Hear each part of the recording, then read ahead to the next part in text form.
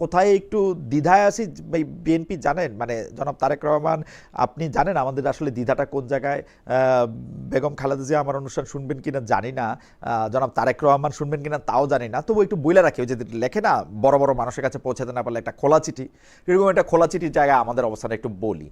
আপনারা যে বলতেছেন সরকারে এসে আপনারা জুলাই সনদ বাস্তবায়ন করবেন, আমরা কোথায় আপনাদেরকে একটু অবিশ্বাস করতেছি জানেন?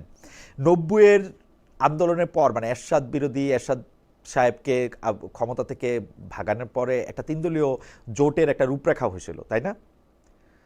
বিএনপি ক্ষমতায় আসছিল তারপর 1991 সালে, বিএনপি ক্ষমতায় এসে সেই কি 3 দলীয় জোটের রূপরেখা কিন্তু বাস্তবায়ন করে নাই, কথাও তারা বলে। অর্থাৎ তারা গোজামিল দিয়ে, তারা তো বাস্তবায়ন করেনও নাই, কিন্তু গোজামিল দিয়ে তারা বলেছেন যে তারা এটা বাস্তবায়ন করেছেন, এটুক করেছেন, ওটুক করেছেন, তা করেছেন, ও করেছেন। কিন্তু আমাদের হতাশা হচ্ছে যে আমরা জানি আপনারা যেটা ছিল সেটা আপনারা করেন নাই।